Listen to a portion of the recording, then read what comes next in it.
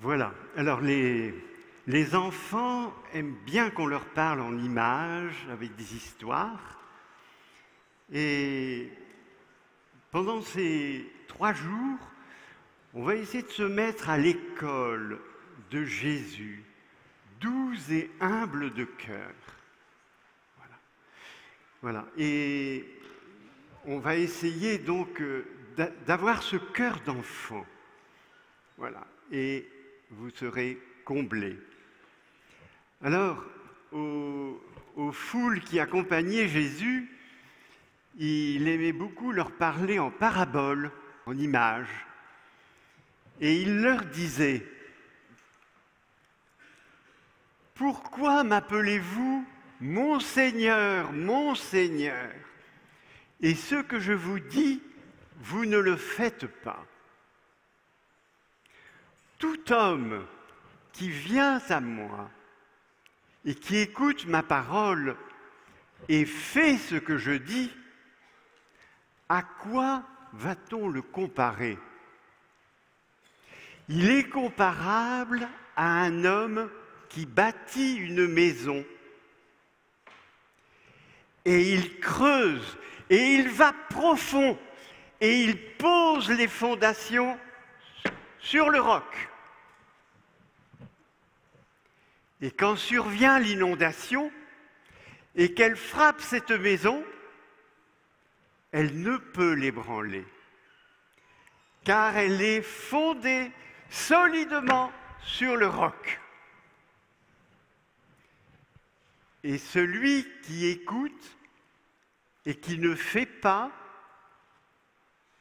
il est comparable à un homme qui bâtit sa maison sur la terre, sans fondation. Et quand le torrent la frappe, d'un coup, elle tombe et sa ruine a été complète. À celui qui a des oreilles pour entendre, qu'il écoute. » Voilà. Alors, Jésus n'a jamais dit qu'il nous enlèverait les tempêtes, les turbulences dans nos vies. Mais ce qu'il nous promet, c'est sa grâce pour le vivre, en s'appuyant sur le roc de son cœur. Voilà, oui, quel est ce roc? On commence à entendre des choses depuis hier. C'est une personne vivante, c'est un cœur qui bat, c'est un visage qui se penche sur nous. Voilà, c'est le Christ, le roc de nos vies. Et ici, à Paray-le-Monial, c'est extraordinaire, donc, il est venu révéler ce cœur en disant à Marguerite Marie: « Mon divin cœur est si passionné d'amour pour les hommes, et pour toi en particulier, que ne pouvant plus contenir les flots de son ardente charité, il faut qu'il les répande par ton moyen et qu'il se manifeste à eux pour les enrichir de ces précieux trésors que je te donne. » Magnifique. C'est une nécessité pour un amoureux de déverser son amour. Or, Dieu n'est qu'un amour gratuit, n'est que diffusion d'amour. Il ne peut pas être autre chose que de l'amour gratuit. Et il veut se diffuser, il veut se donner. Quelle douleur pour un amant de retenir cet amour, le contenir en lui, contenir les flots de cet amour ardent qui veut se donner. Est-ce que nous croyons ici que le Seigneur, s'il a adressé cette parole à Marguerite Marie, ce n'était pas parce qu'elle était mieux que les autres, mais c'est simplement pour une mission, pour que tous nous puissions recevoir cette parole comme nous étant adressée à nous-mêmes. En langage moderne, ce serait Jésus dire: « Je suis fou amoureux de toi. » Benoît Guédas disait dans son livre sur la miséricorde, les jeunes diraient « je te kiffe trop grave ». Bon, alors chacun peut le recevoir avec les expressions qui conviennent, mais voilà. Croyons-nous que le Seigneur peut nous enlever ce vide intérieur, cette solitude pesante qui est là et qui nous empêche de goûter à la joie. Alors est-ce possible dans un monde que nous sentons tellement blessés, où les tensions sociales s'accroissent, hein, où toutes les valeurs du bien, toute la pureté du message évangélique est de plus en plus bafouée? Alors une seule raison à tout cela, l'amour n'est pas aimé. Dans tant de pays en guerre, génocide, l'amour n'est pas aimé. Tous ces actes de barbarie que nous commençons à connaître, l'amour n'est pas aimé. Dans ces familles naufragées, toutes ces familles éclatées, naufragées, l'amour n'est pas aimé. Dans tous ces jeunes qui cherchent dans des, comme dit le pape François, un vertige aliénant, hein, qu'ils payent très cher pendant les plus belles années de leur vie et de leur énergie, en courant après des vendeurs de fumée, le pape qui disait ça au JMJ il y a quelques jours, qui leur volent le meilleur des mêmes. Eh bien, une seule raison, l'amour n'est pas aimé. La charité se refroidit. Notre monde, à l'inverse du climat, eh bien, se refroidit parce que l'amour n'est pas aimé. Notre monde devient glacial parce que le feu de l'amour semble s'éteindre.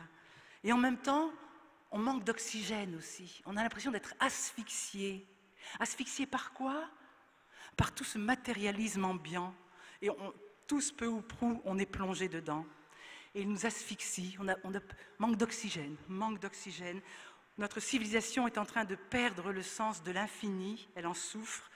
Elle est de plus en plus désaxée. Elle se croit riche, avec tous ces exploits mirifiques, hein, époustouflants de la technique. Tous les mois, des nouvelles choses extraordinaires nous sont présentées, l'invention des hommes. Mais en même temps, elle congédie Dieu et elle se retrouve pauvre, triste et souvent esclave de ses victoires. Et comme le dit le pape François, quand la vie intérieure se ferme sur ses propres intérêts, il n'y a plus de place pour les autres, les pauvres n'entrent plus, on n'écoute plus la voix de Dieu, on ne jouit plus de la douce joie de son amour, l'enthousiasme de faire le bien ne palpite plus. Voilà, nous avons soif d'infini et nous pouvons additionner tous les plaisirs possibles. Tant que nous additionnons du fini au fini, eh bien nous n'aurons que du fini. Et nous ne connaîtrons pas cet infini. En fait, nous avons été tous conçus depuis toute éternité pour que toutes nos cellules ont été fabriquées, ont été conçues pour accueillir et vivre avec cet infini. Voilà. Et tant que nous ne serons pas comblés par cet infini, eh bien nous serons dans l'insatisfaction et nous nous creuserons des citernes lézardées qui ne retiennent pas l'eau. Il faut aller à l'eau vive et non pas dans ces fausses citernes qui ne retiennent pas l'eau. Une personne, une famille, une société, un pays qui se coupe de Dieu, c'est une société, c'est une personne, une famille qui se voue à la mort, qui entre dans une culture de mort, dans des structures de mort, et même si les apparences sont encore brillantes, tôt ou tard, eh bien, elle n'a plus longtemps à vivre parce que la vie n'y circule plus. C'est comme un beau bouquet de fleurs, si vous voulez, mais qui est coupé de ses racines. Alors, tôt ou tard, eh bien, il va falloir le jeter. Alors, la seule antidote à cette culture de mort dans laquelle nous sommes plongés, eh bien, c'est la miséricorde. C'est le roc de notre vie. Hein. L'avenir est à la miséricorde. Jésus l'a fait comprendre à cette humble petite sœur de Cracovie, sœur Faustine, en lui disant « Ma fille, ne cesse pas de proclamer ma miséricorde. C'est d'ici que doit jaillir l'étincelle qui préparera le monde à mon ultime venue. Il faut allumer cette étincelle de la grâce de Dieu. Il faut transmettre au monde ce feu de la miséricorde. Miséricorde, c'est la fleur de l'amour. Hein? Dieu est amour et la miséricorde est son acte. Voilà, donc l'avenir est à la miséricorde, parce que la miséricorde, elle a déjà tout vaincu, elle a gagné déjà. C'est la victoire du bien sur le mal, c'est la victoire de l'amour sur la haine, de l'ordre sur le désordre, de la paix sur la guerre. Jésus disait encore à sœur Faustine, « L'humanité n'aura pas de paix tant qu'elle ne s'adressera pas avec confiance à la divine miséricorde. Ma fille, dit à l'humanité douloureuse de se blottir dans mon cœur miséricordieux et je la comblerai de paix. » Alors les hommes d'aujourd'hui ont besoin de quoi? Ils ont besoin donc d'infini, ils ont besoin de cet amour inconditionnel, personnel, infini, et ils ont besoin de rencontrer des personnes qui rayonnent la sérénité, la joie, la paix, l'espérance, malgré toutes les contradictions qui peuvent aussi advenir dans leur vie. Paul VI a cette très belle phrase, « Le monde attend le passage des saints ». Et il va vous en donner un exemple en Russie, là où l'on croit avoir tué Dieu. Voilà, alors c'est mon ami Jacques qui est convoqué dans un colloque à Moscou. Et au cours de ce colloque, il y rencontre une femme russe, professeure d'histoire, experte, et qui, dans la conversation, lui dit « Vous savez, nous, en Russie, on a fait des recherches approfondies et nous avons pu démontrer scientifiquement que Dieu n'existe pas. » Et elle ajoute avec un peu de prétention, « Vous savez, nous les Russes, nous avons heureusement oublié Dieu. » Alors mon ami Jacques s'est contenté de lui répondre, « C'est possible, mais moi, j'ai la conviction que Dieu, lui, n'a pas oublié les Russes. » La femme est restée interdite et il a vu des larmes lui monter dans les yeux. Et tout le reste du colloque, elle n'a pas arrêté de lui poser des questions sur sa foi. Oui, cette soif de Dieu, donc, elle est au cœur de tout homme. Hein, il a beau avoir des beaux raisonnements pour évacuer tout ça, tôt ou tard, il est travaillé par cette question, il a soif. Et nous vivons donc quand même cette année, c'est vraiment, je crois qu'on pourra le dire peut-être dans l'histoire après, mais une année exceptionnelle, absolument exceptionnelle. Ça fera vraiment partie de l'histoire sainte de notre Église, où vraiment toutes les écluses du ciel sont ouvertes. Le ciel s'est uni à la terre pour donner des grâces exceptionnelles. Alors est-ce qu'on en profite ? Vous savez qu'on peut passer cette porte du jubilé plusieurs fois dans l'année, plusieurs fois même dans un séjour comme ici. Vraiment, est-ce que nous allons profiter pleinement de toutes ces grâces? Oui, j'en suis sûre. Mais alors d'où vient que l'homme ait tant de résistance à accueillir cette surabondance de vie que Dieu veut donner? Pourquoi sommes-nous dans la résistance de cette manière? Peut-être une raison qui explique ça, très profonde, au fond de chacun de nos cœurs. C'est qu'en fait, nous avons peur de Dieu, peur de Dieu. Et nous ne le conscientisons pas trop, mais peu ou prou, tout homme a peur de Dieu. Et ça remonte au Jardin d'Éden, dans la Genèse, au moment où il y a eu cette rupture avec ce péché qui a désolidarisé l'homme de Dieu. Et Dieu, depuis ce temps-là, cherche sa créature. « Adam, où es-tu ? François, où es-tu ? Patrick, où es-tu » Et l'homme répond, « J'ai entendu ton pas et j'ai eu peur et je me suis caché. Je me sens coupable d'exister. » C'est terrible. Je me sens coupable d'exister. La honte nous couvre le visage et nous nous cachons. Alors Thérèse de l'Enfant Jésus, on peut parler d'elle aujourd'hui puisqu'on a eu cet évangile de la petite voix de l'enfance qu'elle a développé magnifiquement, être comme des petits-enfants. Alors elle a inventé cette parabole. Alors, de mémoire, il s'agit de chasseurs qui poursuivent un lapin. Et ce petit lapin se cache comme il peut. Et à un moment donné, il se retrouve à une croisée de chemin. Et il y a 4 fusils qui sont branchés sur lui de chaque chemin. Et là, il voit qu'il est perdu. Alors, coup de théâtre, il saute dans les bras du chasseur. Et le chasseur est complètement décontenancé. Il prend le petit lapin, il l'emmène chez lui, il va s'occuper de lui. C'est pas possible de le tuer. Voilà. Alors, saint Augustin le dit autrement, il dit « Si tu as peur de Dieu, jette-toi dans ses bras si tu as peur de Dieu. Et tu verras que ce n'est pas comme hier soir, on nous l'a dit, la punition qui va arriver, c'est la miséricorde qui va t'embrasser. Alors cette miséricorde, elle remonte à loin, bien sûr, dans l'histoire du peuple hébreu, mais elle commence dès le commencement du monde.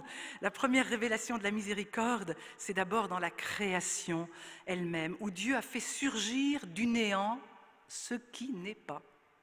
Dans cet acte d'amour gratuit, déjà, Dieu a manifesté incroyablement sa bonté.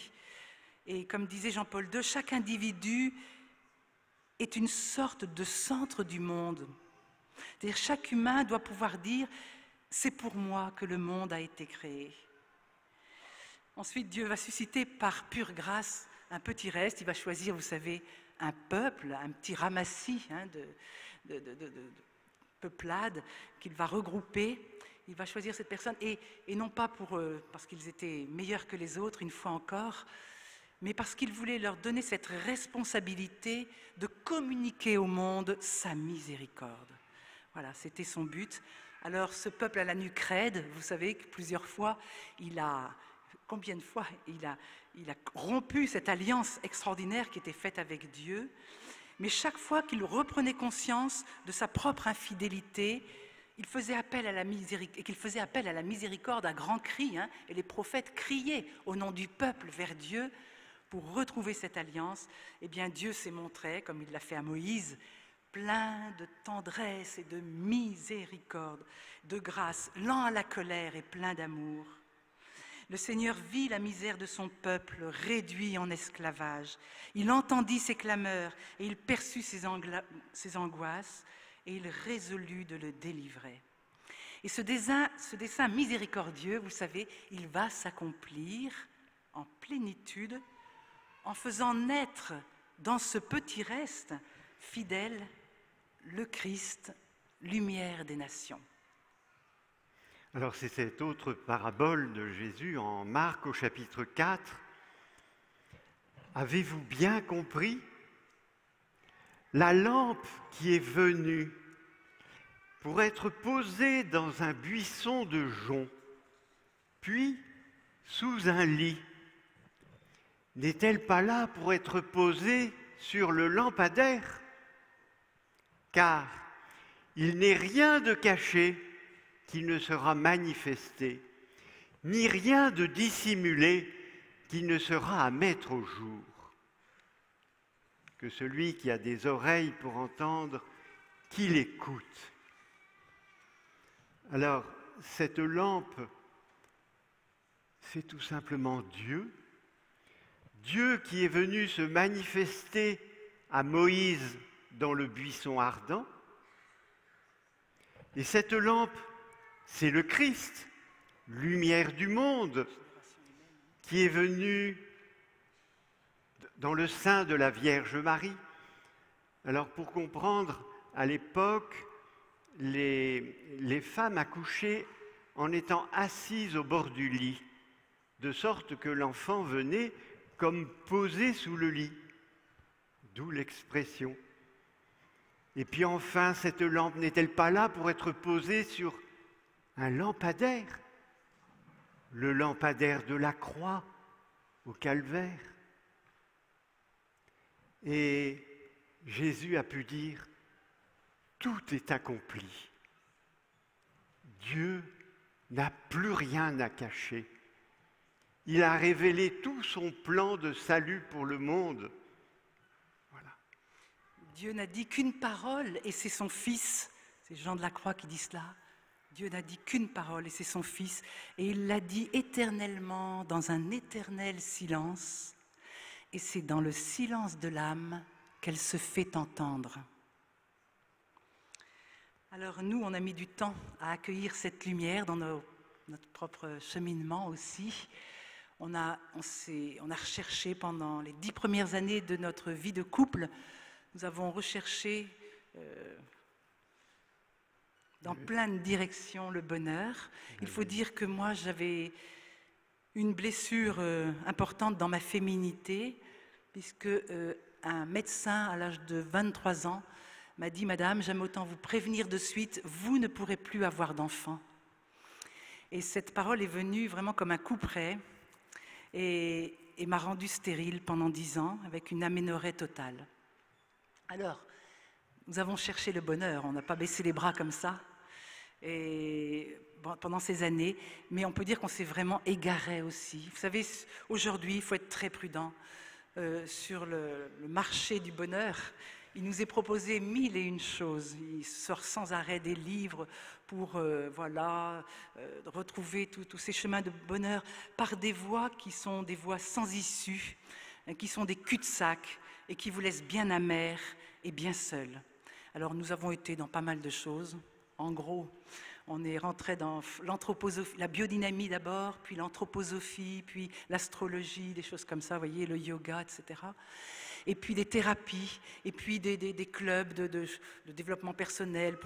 Voilà. Mais tout ça nous a énormément centrés sur notre nombril et nous a rendus esclaves de nos sens, de nos sensations. Voilà. Et voilà, l'amour se refroidissait bien dans notre couple aussi.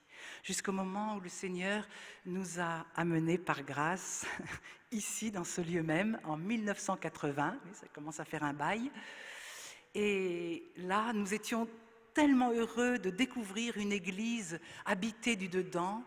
À l'époque, c'était vers 68, toutes ces années-là, et donc il n'y avait plus beaucoup de belles liturgies dans l'église, et on retrouvait une belle liturgie. Enfin, on était très très contents, on trouvait que tout était beau. Mais on arrive à la fin de la session, et puis je sens bien qu'il ne s'est rien passé de profond dans mon cœur.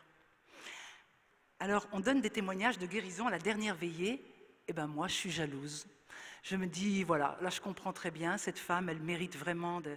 Voilà, celui-ci, ben, il est orphelin et c'est normal, Dieu aime les orphelins. Mais toi, qu'est-ce que tu as pour attirer Dieu? Qu'est-ce que tu as pour attirer Dieu? C'est incroyable cette question que je me suis posée. Et la réponse est venue toute seule, je n'ai pas eu à réfléchir, je pense que c'est vraiment l'Esprit Saint qui m'a donné la réponse. Et j'ai reçu, si tu veux faire quelque chose, j'ai demandé au Seigneur, si tu veux faire quelque chose pour moi, montre-moi mon péché. Bizarre, hein? Mais à l'époque, je n'avais plus aucune notion du péché. On en parlait pendant la session. Mais qu'est-ce que c'est pour moi le péché? Je ne le voyais plus. Vous voyez, j'étais complètement anesthésiée et voilà, aveuglée. Alors j'ai fait cette prière, je suis allée me coucher. Le lendemain, il ne restait plus qu'une Eucharistie. J'ai dit, il ne faut pas louper le truc. Alors je vais venir au premier rang. Mon mari, qui est souvent en retard, n'était pas à côté de moi. Et la messe commence. Et donc au premier rang, je me dis, là, je vais tout capter avec mes sens. Ça, je savais faire. Il ne va pas m'échapper. Et puis quelqu'un vient se mettre debout devant moi et je ne voyais rien. Alors je me lève, je le fais pousser. Une autre personne revient dans la seconde qui suit, au même endroit. Je me dis, mais ils se sont donné le mot, c'est pas vrai. Bon, alors je commence à regarder à droite, à gauche, pour essayer quand même de voir un peu ce qui se passait sur le devant de la scène, là. Et puis j'enregistrais tout. Je me dis, bon, je me ferai des petites impressions en rentrant. Et puis, au moment où commence l'homélie, pour moi, c'était extraordinaire, ces homélies. Je les buvais parce que depuis des années, j'avais l'impression de ne plus recevoir de nourriture. Et j'entends un petit clic dans mon sac et c'était mon magnétophone qui s'était arrêté. Je dis, oh, j'ai pas de chance, vite je cherche une cassette, elles étaient toutes pleines, alors laquelle j'enlève? Mais non, pas les témoignages d'hier soir, c'était trop bien. Ah bon. Alors voilà, beaucoup d'embarras. Et puis à ce moment-là, l'évangile du jour, c'était « Venez à moi, vous tous qui peinez, qui ployez sous le fardeau, et moi je vous soulagerai, car je suis doux et humble de cœur. » Et le diacre qui fait l'homélie nous commente ce texte, et il dit, alors vous allez dire comment j'ai fait pour le savoir, puisque ça n'a pas été enregistré, mais 4 ans plus tard, j'ai commandé des cassettes sur lesquelles il y avait cette homélie. Alors j'étais très heureuse de la retrouver. Le royaume vient, il est déjà au milieu de nous. Le Seigneur nous donne le mode d'emploi. Venez à moi, fermez les yeux. Alors là, je me suis sentie visée vraiment. Fermez les yeux, regardez-moi. Je suis la source de la guérison, de la vie. De mon cœur coulent des fleuves d'eau vive. Ne regardez pas le devant de la scène, mais j'insiste, hein, ne soyez pas distraits. Je devais encore essayer à droite, à gauche de me pencher. Et il dit, regardez-moi, car je suis doux et humble de cœur. Et Jésus est tellement doux et humble qu'il ne nous force pas. comme une biche a soif de l'eau vive. Moi aussi j'ai soif de toi, Seigneur. Est-ce que je vais mourir de soif à côté de la source? Est-ce que je vais rester immobile alors que le grand médecin est à côté de moi? Et il dit, quand nous venons à Paray-le-Monial, c'est comme pour les pèlerins d'Emmaüs. Voici le moment où la plénitude de l'amour de Jésus se révèle. Le voile se lève. Tout d'un coup, il est là. Il chemine avec nous et on ne s'en rend pas compte tant il est doux et humble de cœur. Et à ce moment-là, il y a vraiment un voile qui s'est... Alors, il y en a un qui s'est levé, un qui s'est fermé. Celui qui s'est fermé, c'est-à-dire que je n'ai plus rien entendu, plus rien vu. Et le voile qui s'est levé, c'est la porte de mon cœur qui s'est ouverte. Et j'ai vu Jésus qui était tout en blanc, les yeux baissés. Et je me suis sentie aimée, comme jamais je n'avais connu un tel amour. Et au même instant, j'ai vu mon néant, mon péché, que je n'étais rien. Mais que j'étais aimée infiniment. Et ça ne m'effondrait pas du tout, parce que c'était une vraie libération, un troc incroyable. Tu me donnes tous tes péchés. En un instant, j'ai vu tout, ma misère, mon péché, que tous mes actes étaient intéressés, en un éclair de seconde. Et en même temps, il y avait cet amour qui me submergeait. Donc tu me donnes ton péché et je te donne mon amour. Quel troc, quel troc. Alors les larmes ont coulé. Bien sûr, je ne pouvais pas les retenir. On me donnait des mouchoirs, mais je n'avais pas envie de les... Ça me lavait. Et nous nous sommes retrouvés à la communion. Et en revenant de la communion, on a entendu cette parole. Vous savez, vous en aurez peut-être dans cette session, hein, des paroles de connaissance, on appelle ça. C'est un charisme, hein, où les personnes disent des choses que Dieu est en train de faire dans l'assemblée pour sa gloire, pour manifester sa gloire aux yeux des... Voilà, et nous inviter à la foi. Et alors on dit ceci, il y a parmi nous une maman stérile depuis 10 ans, le Seigneur est en train de la guérir et elle reviendra l'an prochain avec son enfant. Alors c'était précis, il fallait faire vite. Hein. Alors j'ai entendu ça et puis je ne l'ai pas pris pour moi parce que je me dis il n'y a plus d'une femme stérile dans cette assemblée. Puis, vous savez, ça fait tellement bizarre de se dire que Dieu, qui est le Dieu créateur de tous les mondes, puisse venir un jour dans ce petit endroit où vous êtes, vous rejoindre, vous, dans votre vie. C'est tellement géant quoi, que j'ai évacué ça. Par contre, j'ai vite cherché mon époux à la fin de la messe et je lui ai dit viens vite, je vais tout te dire. On s'est assis dans le parc des Chapelains et je lui ai dit Yves, il n'est que miséricorde, que miséricorde, que miséricorde. Un mot que je n'employais jamais dans mon vocabulaire. La miséricorde pour nous, simplement, mon papa, il nous demandait quand on passait devant les cimetières de se signer et de dire « Miséricordieux Jésus, accordez-leur le repos éternel ». Alors pour moi, la miséricorde, c'était lié à la mort. Bon, c'était mon raccourci d'enfant. Hein. Voilà. Et là, je n'avais pas d'autres mots dans mon vocabulaire pour exprimer ce que je venais de vivre. Il n'est que miséricorde, que miséricorde, que miséricorde. Nous sommes rentrés chez nous. Et 8 jours après, je me retrouvais enceinte. Alors non pas de l'opération du Saint-Esprit, mais d'une union de mon mari. Gloire à Dieu. Je te dis que si tu crois, tu verras la gloire de Dieu. À vous. Je te dis que si tu crois, tu verras la gloire de Dieu. Alors, je suis rentrée à la maison, Yves vous dira tout à l'heure ce qui s'est passé pour lui, mais pour moi, voilà, tout était changé, évidemment. Et la première grande grâce que j'ai reçue, outre cette guérison physique, vous savez, c'est la guérison intérieure qui est le plus important. Hein. Eh bien, j'ai vu que je ne savais pas aimer. Je ne savais pas aimer. Je m'étais fait une personnalité. J'ai un papa qui a été très généreux, donc j'étais généreuse. On faisait des grands actes généreux. Et en fait, au quotidien, j'étais toute centrée sur moi. Et je cherchais toujours du temps pour moi. Pardon mes enfants, si je vous ai un peu négligé, ils sont au premier rang. Et voilà, c'était toujours, je me recherchais, je n'étais pas du tout dans l'amour. Mais voyez, ça ne m'a pas effondrée. C'était un constat que j'ai fait en rentrant, mais qui me libérait. Béatrice, tu ne sais pas aimer. Alors tu vas te mettre à l'école de l'amour. Et je savais maintenant où trouver l'amour. Je savais que c'était dans ces temps de cœur à cœur que j'allais pouvoir découvrir l'amour, me mettre à cette école et tout doucement, jour après jour, apprendre à me décentrer de mon moi pour être à l'écoute de mes enfants et de mon époux et de ceux qui sont autour de moi.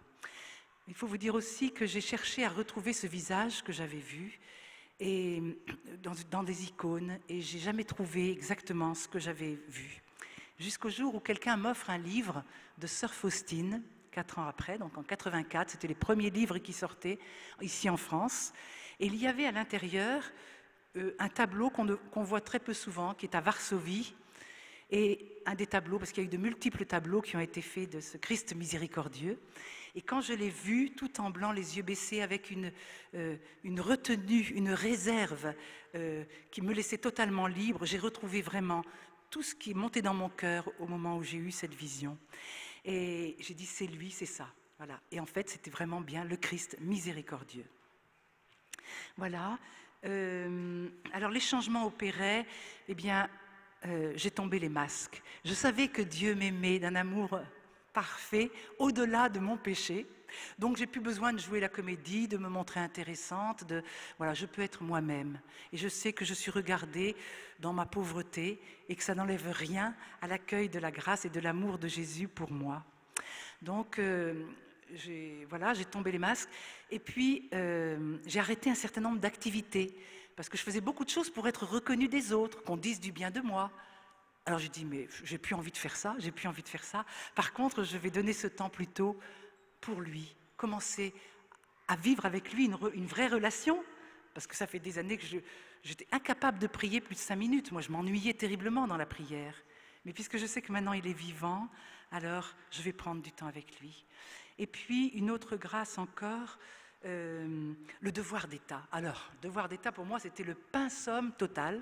J'ai eu des blessures dans ma féminité, et donc tout ce qui était travail féminin, je détestais.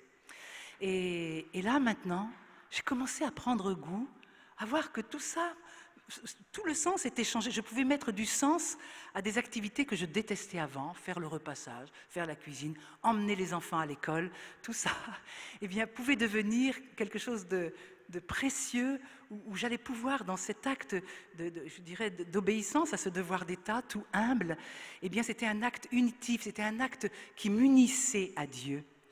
Et j'aime beaucoup cette parole de Madeleine Delbrel. Chaque petite action peut être un événement immense où le paradis nous est donné et où nous pouvons donner le paradis. Alors, la vie est une fête. Donc, cette expérience de la miséricorde, elle a été pour moi, pour toi aussi, pour tous ceux qui l'ont déjà expérimenté, ceux qui vont l'expérimenter maintenant. Vous allez voir, c'est une vie nouvelle, parce que notre Dieu est un Dieu créateur de vie. Il ne cesse pas de créer de la vie. Voilà. Alors, on va passer du noir au blanc, noir et blanc, pour ceux qui ont encore l'idée de la télévision en noir et blanc il y a quelques années, ils vont passer à la télévision en couleur. Voilà. La vie va prendre du peps dans toutes nos actions. Alors, mais pour que ce voile de la miséricorde, donc ce mystère, on a dit hier, insondable de la miséricorde, pour que ce voile se lève tout doucement, il nous faut simplement prendre conscience qu'il y a entre nous et Dieu, c'est vrai, un immense fossé à cause du péché qui s'est creusé et qui empêche Dieu de rejoindre sa créature, mais qui offre un vide que Dieu va vouloir remplir, vous allez voir comment. Henri de Lubac, un grand théologien, disait « Il y a entre notre nature humaine et notre destinée, qui est cette vie de Dieu, une disproportion infinie quand on y pense. On ne passe pas de l'homme à Dieu de plein pied. L'abîme de l'un à l'autre ne peut être franchi que par l'intervention merveilleuse de la charité divine. Et cette charité divine, elle s'est incarnée donc en Jésus. Et pour passer de l'homme à Dieu, il faut un pont.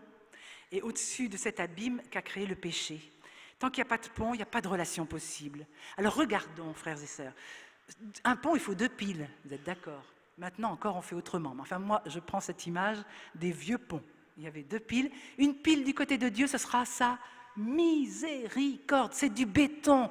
C'est solide, c'est solide, c'est solide. Dieu ne se reprend pas. Il sera fidèle toujours à son alliance. Miséricordieux. De notre côté à nous, l'humilité.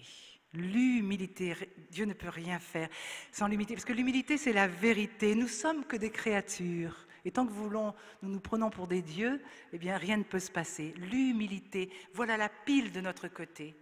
Et le pont, qui c'est le pont? Allez-y.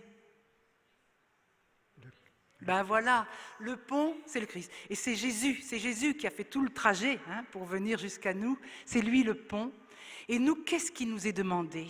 Qu'est-ce qui nous est demandé pour que ce voile de la miséricorde puisse se lever, que nous puissions rejoindre cette éternité, ce Dieu éternel, que nous puissions le rejoindre malgré ce fossé? Il nous faut mettre simplement notre petit pied, comme dirait Thérèse de l'Enfant Jésus, sur la première marche du pont, juste ça, pour montrer que nous engageons notre liberté dans cet acte de foi. Je mets mon pied sur la première marche, et à ce moment-là, Jésus vient immédiatement, et il vient nous étreindre. Il vient nous étreindre. C'est lui qui a fait tout le voyage, Il n'y a pas on n'a pas à faire autre chose que de mettre ce petit pied. Alors, voilà. Jésus disait encore à sœur Faustine, « Dis aux âmes qu'à cette source de miséricorde, elles ne puisent qu'avec le vase de la confiance. » Voyez ? Lorsque leur confiance sera grande, il n'y aura pas de borne à mes largesses. Les torrents de ma grâce inondent les âmes humbles. Les orgueilleux sont toujours dans la misère et la pauvreté, car ma grâce se détourne d'eux pour aller vers les âmes humbles. Alors, en fait, dans notre vie, nous nous faisons des nœuds, et ces nœuds peuvent devenir vraiment de véritables enchevêtrements. Vous savez, parce qu'un nœud plus un autre nœud plus un autre nœud, ça fait des enchevêtrements pas possibles, et nous gardons surtout des pardons non donnés. C'est terrible, c'est un poison, et nous ne voyons pas qu'il nous durcit le cœur année après année. Alors, je voudrais qu'Yves nous donne son témoignage de lui, la grâce qu'il a vécue ici à Paray-le-Monial. C'était donc en 1980. Alors, pour faire court, dans ma famille, nous étions 4 garçons. Ma mère a accueilli le premier garçon, magnifique. Le deuxième, ce serait bien si c'était une fille. Ça a été un garçon qu'elle a très bien accueilli.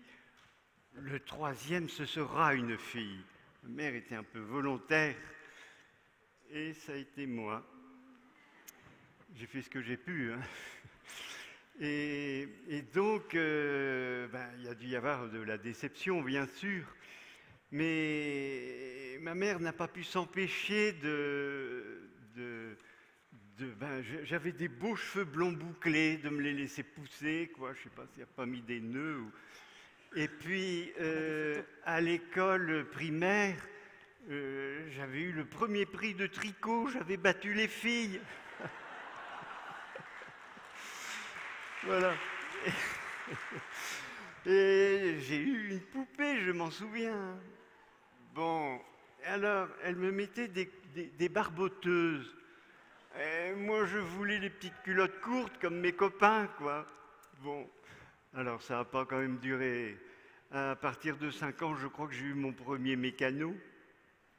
Voilà, mais ça a configuré en moi, ça a tordu des choses en moi, quoi. J'étais pas accueilli comme ce que j'étais, quoi. Et puis, ce qui fait que ma relation avec ma mère était difficile, au minimum, mais toutes les discussions qu'on pouvait avoir, ça se terminait par des pleurs et des incompréhensions, quoi. Et j'en étais désolé, et voilà. Et puis ici, à Paray-le-Monial, dans un petit groupe comme ça, on a prié sur moi. J'ai reçu un texte en Jérémie au chapitre 18. On te l'a donné. Oui, on m'a donné un texte. En Jérémie chapitre 18, va chez le potier, là-bas je te parlerai. Et puis chez le potier, le vase fut manqué, mais le potier récupéra les affaires et refit un vase aussi beau qu'il le voulait, quoi. Et le Seigneur de dire à Jérémie, ne suis-je pas capable, moi le Seigneur, de faire avec toi comme ce potier? Et nous sommes un peu l'argile entre les mains du potier. Voilà. Et bon, j'ai laissé descendre ça dans mon cœur. Et dans ma prière, j'ai quand même demandé à recevoir un pardon pour ma mère, parce que je prenais bien conscience que ça empoisonnait notre vie. 8 jours après notre retour, vite, j'ai filé à Annecy où il se trouvait pour pardonner à ma mère. Et quand je me suis trouvé en sa présence, ce que j'ai voulu exprimer, les mots se sont changés dans ma bouche. Maman, je te demande pardon. Pardon d'avoir été si violent, d'avoir manqué à l'amour pour toi. Ah mais enfin Yves, ça a été une réconciliation magnifique. Et les 10 dernières années de sa vie ont vraiment été il y a eu une communion magnifique. Et ils sont venus à Paray-le-Monial, ils étaient là devant. Ça a été, voilà, ce que peut faire le Seigneur. Il a fait un autre petit signe pour parler. Oui, c'est vrai aussi. C'est-à-dire que cette situation d'avoir été désirée comme fille avait fait que j'avais pas confiance en moi. Hein, j'étais toujours angoissé et ça se traduisait par je me mangeais les ongles. Et c'était la misère, quoi. Et de retour dans la voiture, j'ai senti que j'avais plus envie. Et tout doucement, ça ne s'est pas fait par un coup de baguette magique, mais au fil des semaines et des mois, ça y est, mes ongles se sont mis à pousser. Alors ça me pose un peu des problèmes maintenant, parce qu'il faut que je les nettoie. Voilà. Bon, mais la guérison est là. C'est une guérison progressive, tout doucement. Le Seigneur est bon. Voici que je...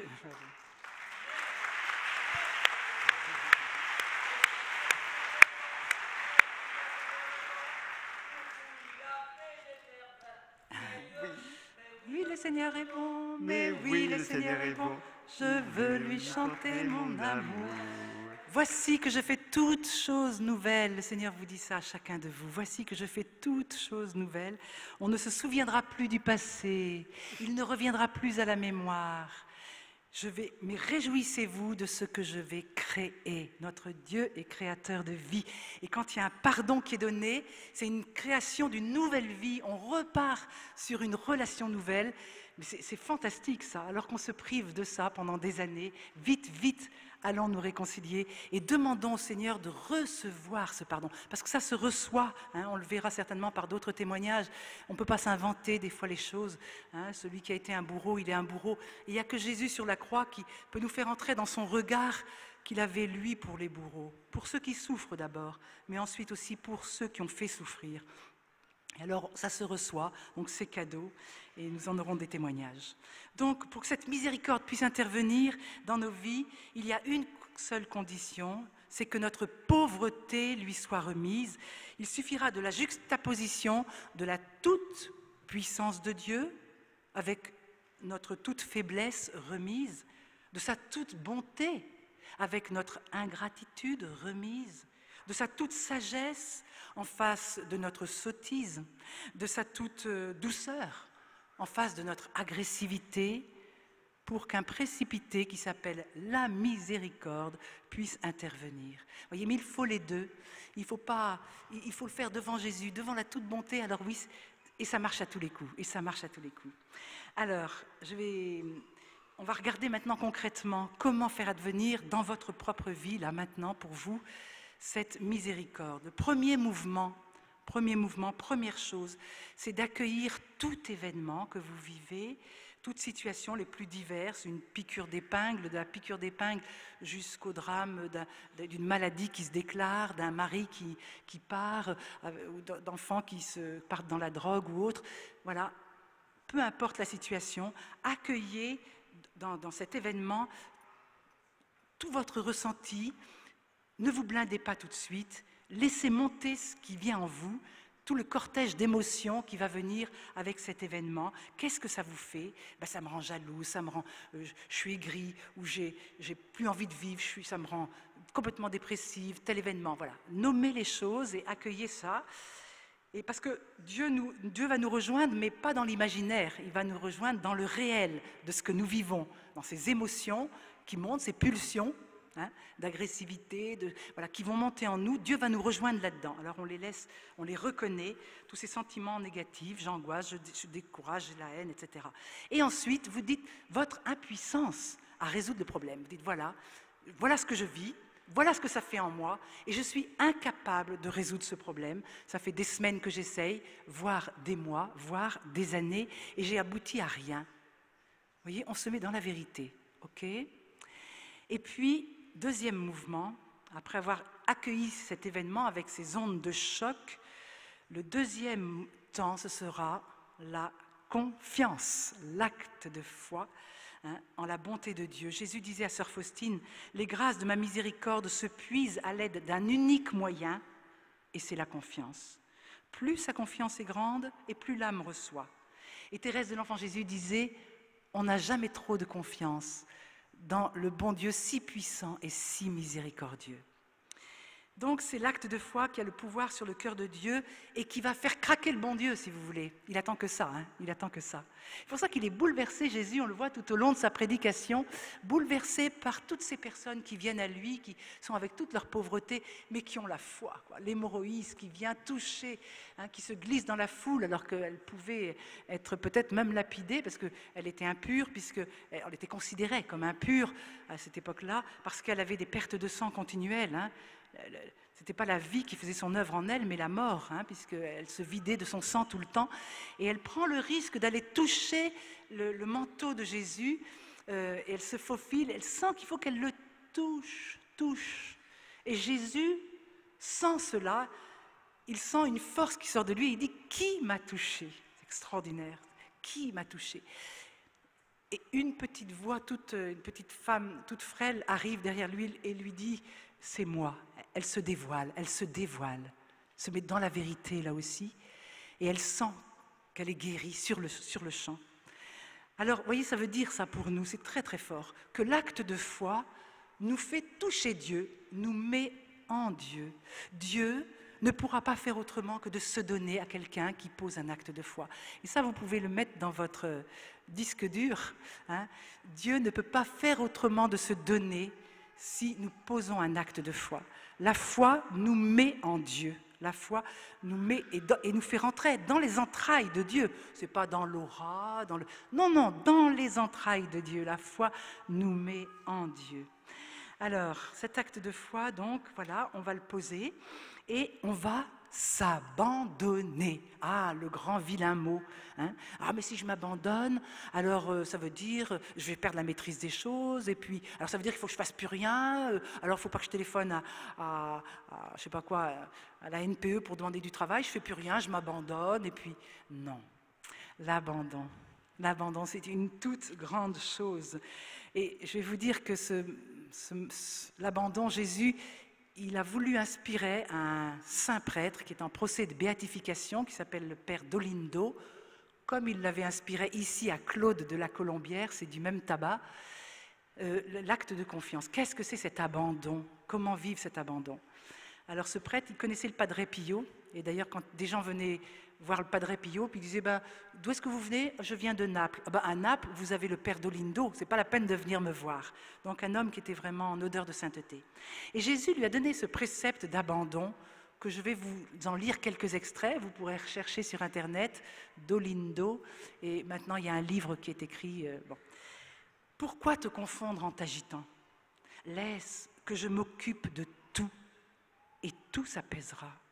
En vérité, je te le dis, tout acte d'abandon à moi véritable et absolu. Il faut veiller à la pureté de notre acte d'abandon.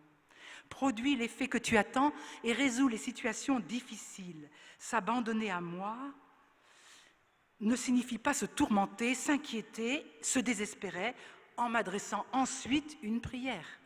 Non, s'abandonner signifie fermer les yeux de l'âme, écarter la pensée des tribulations et s'en remettre à moi pour que moi seul, je te fasse trouver l'autre rive, comme les enfants endormis dans les bras maternels. Ce qui te bouleverse et te meurtrit, c'est ton raisonnement, tes pensées, ton observation, vouloir remédier toi-même à ce qui t'afflige. Mais tu es insomniaque, tu veux tout évaluer, tout scruter, penser à tout. Ainsi, tu t'abandonnes aux forces humaines, ou ce qui est pire, aux hommes, en te fiant à leurs inventions. Voilà ce qui entrave mes paroles et mes projets. Ô combien je désire ton abandon pour te venir en aide et combien je m'afflige de te voir agité. Mais que de choses je fais lorsque l'âme, dans ses nécessités, aussi bien spirituelles que matérielles, se tourne vers moi, me regarde, ferme les yeux et se repose en me disant « Jésus, je m'abandonne à toi, c'est à toi d'y penser. » On va prendre 1 minute pour essayer de faire un acte d'abandon par rapport à un problème qui vous préoccupe ou une situation. 1 minute.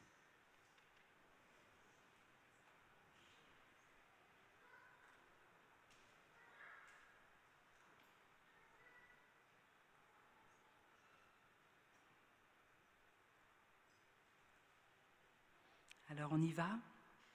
Jésus, je m'abandonne à toi, c'est à toi d'y penser. Allez-y. Jésus, je m'abandonne à toi, c'est à toi d'y penser. Jésus, je m'abandonne à toi, c'est à toi d'y penser. Et il ajoute, seul celui qui s'abandonne à Dieu agit divinement. Remets-toi souvent à moi en te distrayant de toi-même.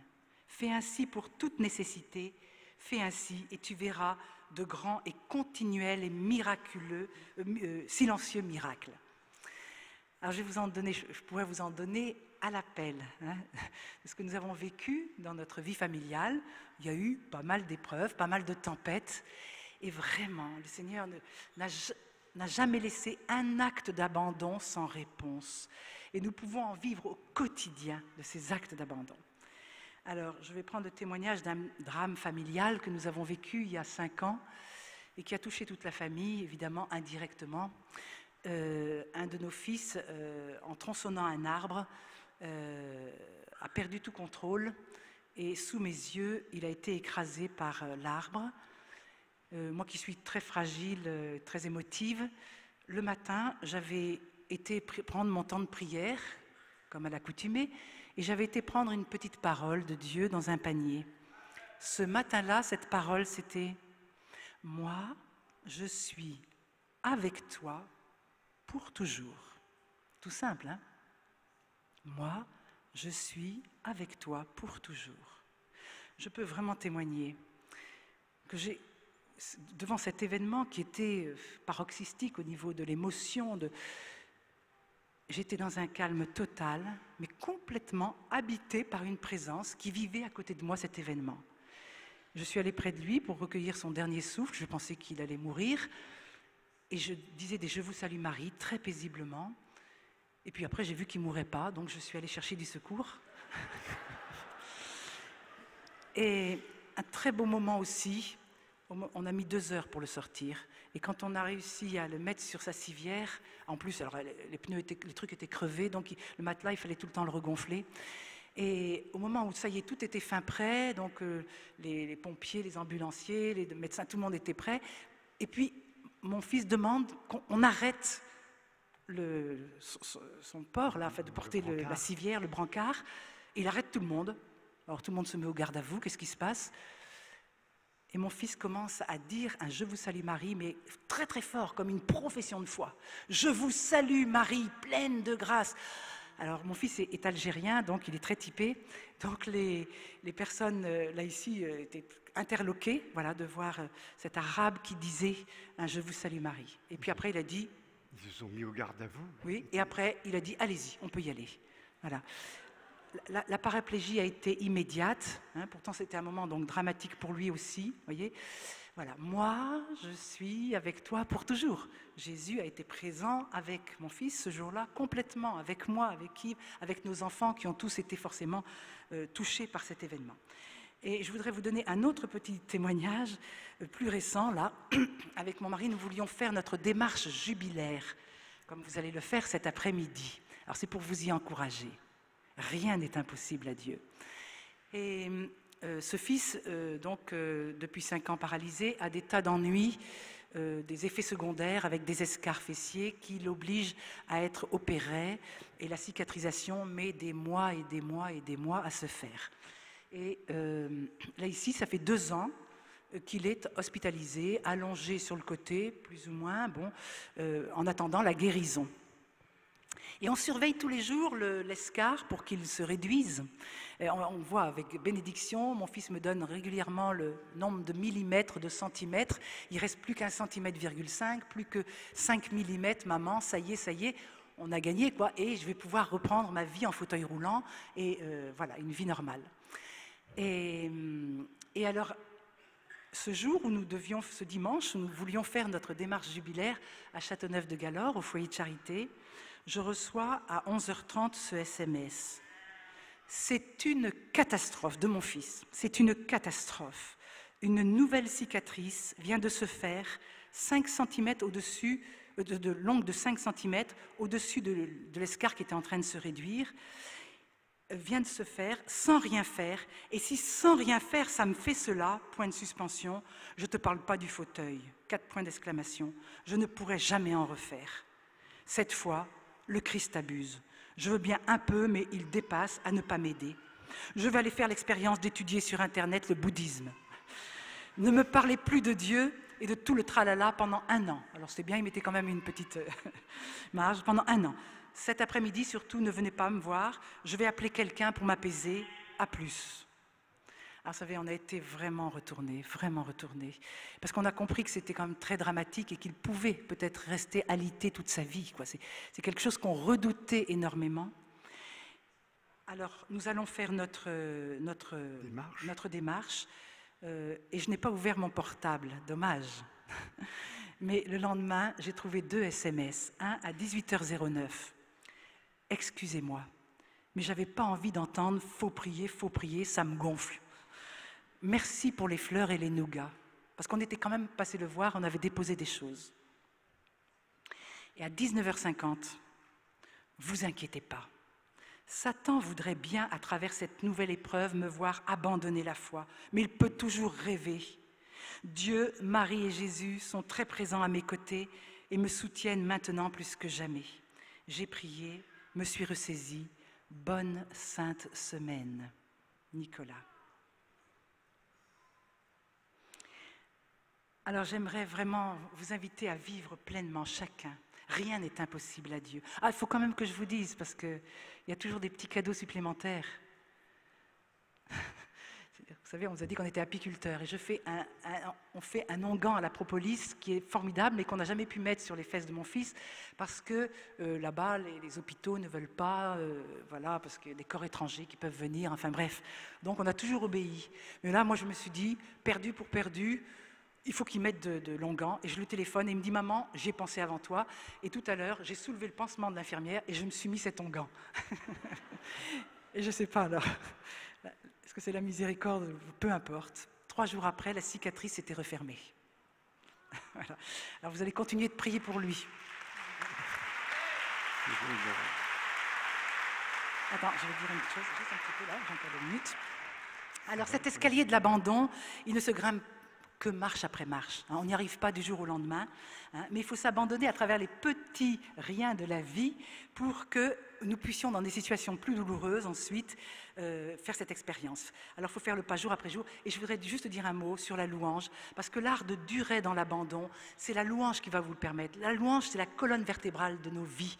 Et c'est grâce à la louange que nous allons pouvoir tenir dans toutes ces circonstances, parce que voilà, ce n'est plus moi qui suis le centre, c'est Dieu qui devient le centre, c'est lui qui est à la première place, moi je suis avec toi pour toujours. Yves, tu conclus ? Oui, je vous invite peut-être, donc aujourd'hui, en résumé, à vous laisser regarder par le Christ, dans la prière, en tombant les masques, en ne cherchant pas à sauver les apparences, à masquer votre souffrance. Non, laissez monter vos souffrances, laissez monter les pleurs. N'ayons pas peur du regard des autres. C'est une immense grâce de pouvoir pleurer. Au Seigneur, c'est une prière que le pape François reprend. Au Seigneur, toi qui as fait que Moïse, avec son bâton, fasse jaillir l'eau du rocher, fais que du rocher de mon cœur jaillisse l'eau des pleurs. C'est une grâce à demander. Et laissez-vous toucher donc par ce fameux sacrement de réconciliation qui va être un baume bienfaisant, et qui vous donnera toujours le meilleur. Et laissez Dieu agir et faire toutes choses nouvelles en vous. Voilà, c'est pas moi qui conclue, c'est saint Paul qui va conclure dans la 2e aux Corinthiens, au chapitre 4. Et il nous dit ceci: « Nous ne perdons pas courage, et même si en nous l'être extérieur va vers sa ruine, l'être intérieur se renouvelle de jour en jour.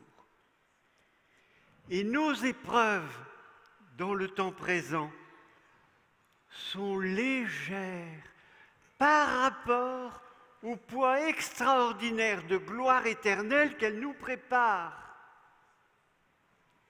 Et notre regard ne s'attache pas à ce qui se voit, mais à ce qui ne se voit pas.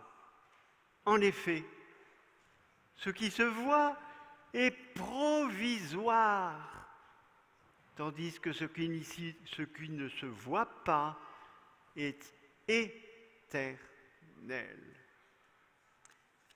Amen.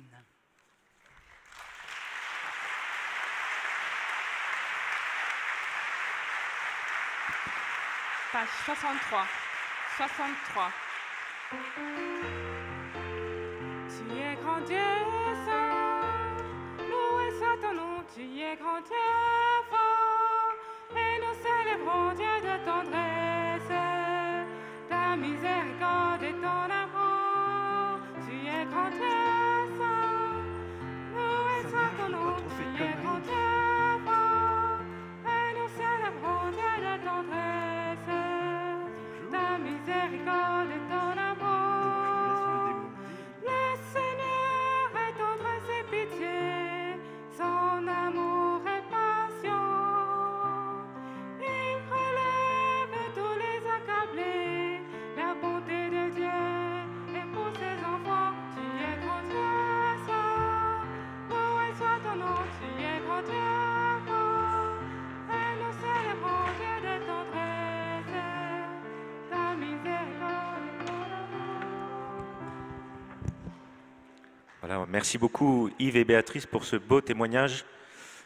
Nous allons accueillir dans quelques minutes le Seigneur pendant un petit temps d'adoration avant le déjeuner. Mais auparavant, le Père Alain, qui accompagne toute l'équipe d'animation et cette session, va nous dire un